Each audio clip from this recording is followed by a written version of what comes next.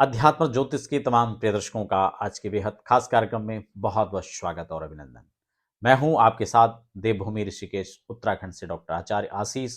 और आज हम बात करने जा रहे हैं गृह प्रवेश वास्तु शांति पूजा को लेकर कुछ खास और महत्वपूर्ण बातें।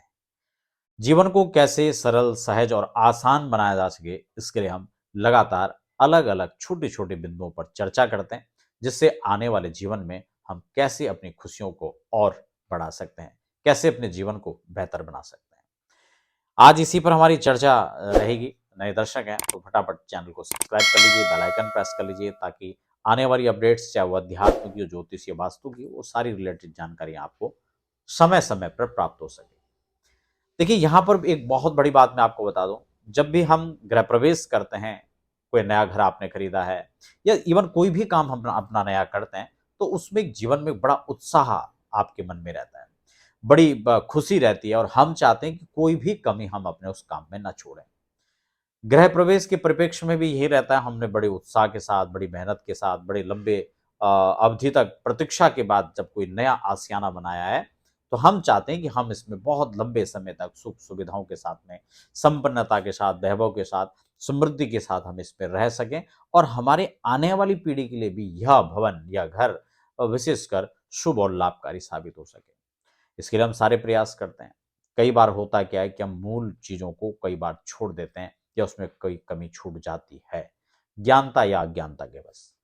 अगर आप नया घर बना रहे हैं और उसमें नया गृह प्रवेश करना चाहते हैं, कार्यक्रम में हम आगे बढ़ें इससे पहले एक निवेदन भी आपसे रहेगा। अगर आप भारतवर्ष के किसी भी शहर में रहते हैं और वहां पर आप वैदिक वास्तु शांति पूजन आप करवाना चाहते हैं विधि विधान से, गृह प्रवेश या फिर उसके बाद भी आप इन वास्तु यज्ञ शांति को करवाना चाहते हैं, किसी प्रकार का वास्तु दोष आपके यहाँ है, तो उसके निमित्त भी आप अलग से इस पूजा को करवा सकते हैं। या वास्तु विजिट कराना चाहते हैं या ज्योतिष आदि का परामर्श करना चाहते हैं, तो उसके लिए आप हमें हमारे संस्थान में संपर्क कर सकते हैं। आइए अब आगे बढ़ते हैं इस चर्चा को लेकर के। तो कौन कौन सी पूजाएं होती हैं, क्योंकि कई बार जब आप लोग मुहूर्त निकलवाते हैं, तो आपका एक प्रश्न रहता है कि हमें कौन कौन सी पूजा करनी है, आप हमें थोड़ा ये भी गाइड कर लीजिए। बिल्कुल, मैं उसी पर आपको बता रहा हूँ, क्योंकि अलग अलग हर व्यक्ति को नहीं बताया जा सकता है कि हाँ वो उसका क्या विधान है। और एक बात और भी महत्वपूर्ण है कि अगर आपको मैंने बता भी दिया कि आप जो है इसको पहले तो ये निश्चित नहीं हो पाता कि सामने वाला जो है किस उस जानकारी को किस हद तक जो है स्वीकार कर पाएगा, या उसकी पकड़ कहाँ तक है। मान लो कोई दिल्ली गया ही नहीं है, मैं उसको दिल्ली के बारे में सब बता रहा हूँ कि लाल किला से यहाँ की दूरी इतनी है, या बस स्टैंड से, या रेलवे स्टेशन से, या किसी मेट्रो स्टेशन, या किसी भी जिक्र कोई कर रहा हूँ, लेकिन उसकी पहुंच वहां तक नहीं है, तो उसकी रीच ना होने के कारण से क्या होगा, वो सुनता तो रहेगा लेकिन उसकी समझ में कुछ नहीं आएगा। कुछ समझ में आने भी लगेगा तो भी वो उसकी पहुँच वहाँ तक नहीं है, हो सकता है मैं उसको गलत ही बता रहा हूँ। तो ये एक बहुत बड़ा कन्फ्यूज़न रहता है, इसलिए जब कोई इस प्रकार का प्रश्न करता है तो ये बताना थोड़ा बड़ा मुश्किल पड़ता है कि उसका ज्ञान कहाँ तक है, उसकी जानकारी कहाँ तक है, उसको कहाँ से शुरुआत करें बताना। तो ठीक इसी प्रकार से जो है पूजा के इस क्रम में भी ये बताना बड़ा कठिन होता है, लेकिन फिर भी क्या-क्या चीज़ें होनी चाहिए, क्योंकि अगर कोई वैदिक ब्राह्मण, कोई वैदिक आचार्य अगर इस पूजा को कर रहा है तो स्वाभाविक है, वो सारे विधि से ही करेगा।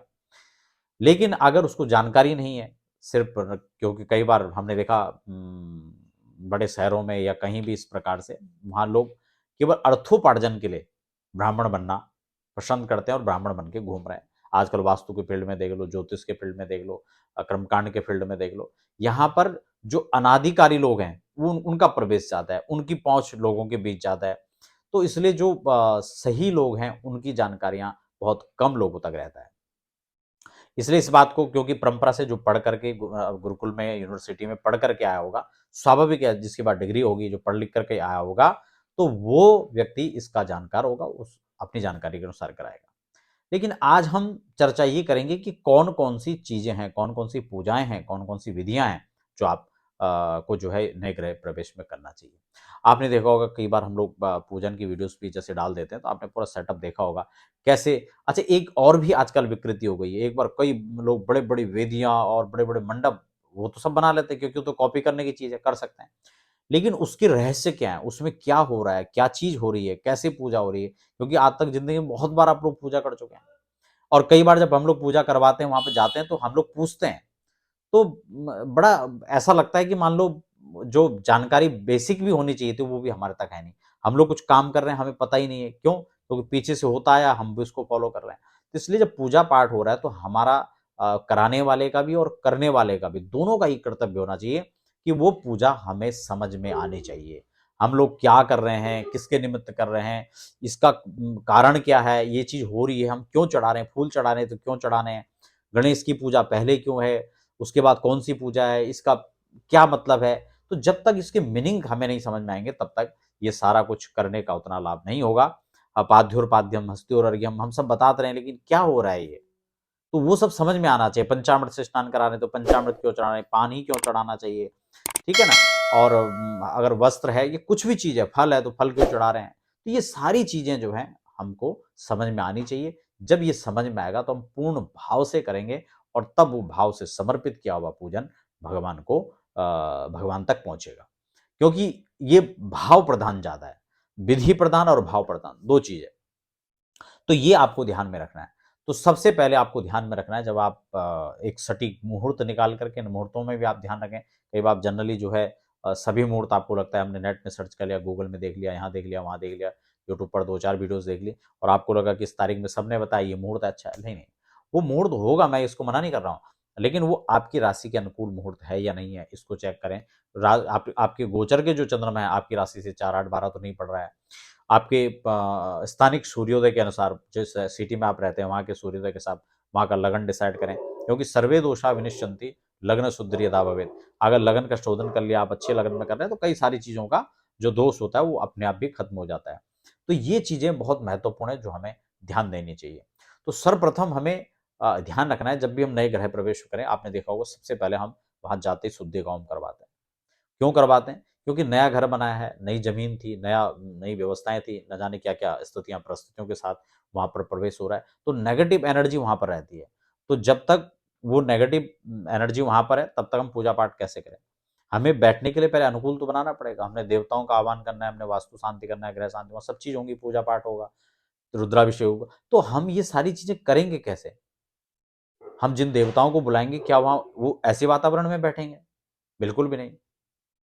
आप देखते हैं कि आप किसी सामान्य मेहमान गेस्ट को आप बुलाते हैं तो आप उसके लिए भी उचित व्यवस्था बनाते हैं। मान लो घर में विधायक आ रहा है या कोई सांसद आ रहा है या मंत्री प्रधानमंत्री कोई आ रहा है तो आप जैसे कोई शख्सियत आ रहा है उसके हिसाब से आप व्यवस्था बनाएँगे। घर में दामाद आ रहा है या ससुर आ रहे हैं या फिर मामा आ रहा है, चाचा आ रहे हैं, को उनके उसी हिसाब से व्यवस्था बनाएँगे या अपना मित्र आ रहा है। तो उसी हिसाब से उनकी व्यवस्था होती है। तो जहाँ अखिल ब्रह्मांड नायक भगवान का जो है आप साक्षात उनका आह्वान करने वाले, अपने पितरों का आह्वान करने वाले हैं, सारी शक्तियाँ वहाँ पर आने वाली हैं, तो क्या उनके लिए उचित व्यवस्था नहीं होनी चाहिए? तो पहले शुद्धि का होम बहुत आवश्यक है। पूरे घर को दिग्रक्षण करें, पंचगव्य आदि का मार्जन करें, शुद्धि होम करें और तब जाकर के फिर वहाँ चौकियों के निर्माण है, जप आदि हैं, पाठ हैं, अखंड दीपक वहाँ पर जलाया जाता है। वो भी आपने देखा होगा 2 प्रकार के दीपक जलते हैं, है ना? एक तेल का है, एक दीपक घी का है। तो ये अलग-अलग इनके स्थान है सुनिश्चित कौन-सा दीपक कहाँ रखा जाएगा, किसके निमित्त जलाया जाएगा, उसमें किसका पूजन होगा, तो ये एक विधि है। तो ये सब करने के बाद चौकी निर्माण मंडप उनके लिए बनेगा, व्यवस्थाएँ होंगी और तब जो है हमारी पूजन प्रक्रिया स्टार्ट होती हैं। तो प्रधान रूप से जो पहले स्थापन होता है वो पंचांग पीठ का होता है। आप गणेश जी का स्थापन करेंगे, वरुण को स्थापित किया जाएगा और वरुण में वरुण का पूजन होगा, जल का अधिष्ठात्री है भगवान वरुण, उनका पूजन होगा। इसीलिए आपने देखा होगा कि जो जल है वो उसको औषधयः सन्तु, मेरा घर का जो जल है वो भी औषधि का काम करे ऐसी प्रार्थना उसमें होती है। स्वस्ति वाचन, पुण्यावाचन आदि कर्म होते हैं। संकल्प होता है विधिवत कि हम क्या करने जा रहे हैं, कौन है, कहाँ है, किसके द्वारा हो रहा है, क्या-क्या चीज़ें हम करेंगे, क्यों करेंगे, किसके निमित्त करेंगे, क्या-क्या हम समर्पित करने वाले हैं अपने भाव पूजा में, वो सब मेंशन होता है संकल्प में। और जब आप ये अपना जो है गणेश अंबिका का पूजन हो जाता है, वरुण का पूजन है, आपका जो है नांदी श्राद्ध आदि सूक्ष्म विधि से करना चाहिए क्योंकि पितरों का पूजन बहुत आवश्यक है, उनका भी पूजन होना चाहिए। उसके बाद आपका जो पंचांग पीठ में जितने देवता हैं, आपका सप्तघृत मातृका, षोडश मातृकाएँ हैं, है ना? और नवग्रह का मंडल अलग बनाना चाहिए। अगर व्यवस्था नहीं है उस हिसाब से चौकियाँ नहीं है या नहीं है तो फिर आप पंचांग में भी नवग्रह का विधान है, तो आप वहाँ पर भी नवग्रह पूजन कर सकते हैं।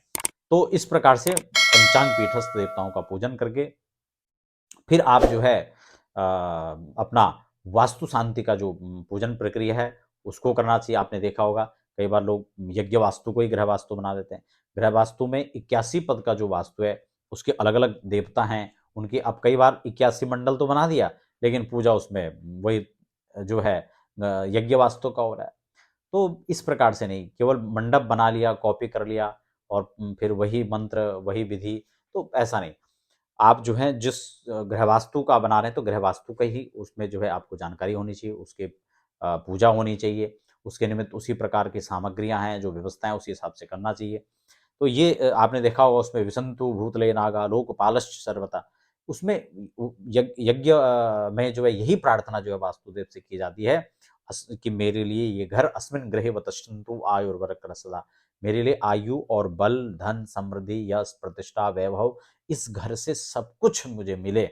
जो नेम फेम आप चाहते हैं अपने कैरियर में, अपने तरक्की जीवन में चाहते हैं, तो वही हमें उनसे प्रार्थना करनी है, वही उस पूजन विधान से यथोपचार जो आपकी पूजन सामग्रियाँ उनके उपचार के द्वारा, यहाँ पर पंचोपचार, दसोपचार, षोडशोपचार, राजोपचार, ये पूजा विधि है और इसमें षोडशोपचार एक अच्छी श्रेणी की पूजा मानी जाती है और उसमें भी राजोपचार, राजोपचार में होता एक्स्ट्रा क्या है कि उसमें कुछ विशेष सामग्रियाँ चढ़ाई जाती हैं और जो मंडप होता है, आपने देखा होगा हम कई जगह जहाँ हम अपने पूरी व्यवस्था को लेके जाते हैं, वहाँ पे आपने देखा होगा सारे बर्तन आपको एक भी कोई आपको जो है स्टील का बर्तन नहीं दिखेगा, कोई लोहे का पात्र नहीं मिलेगा, आपको सब पीतल, धातु के पात्र मिलेंगे। क्यों?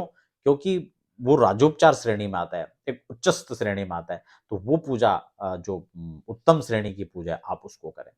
तो इस प्रकार से वास्तु शांति, ग्रह शांति पूजा के बाद रुद्राभिषेक, क्योंकि वास्तु के अधिष्ठात्री भगवान शिव हैं, तो भगवान शिव की जो है विधिवत पूजा उसमें आप करें और साथ ही साथ अभिषेक भी भगवान का करें।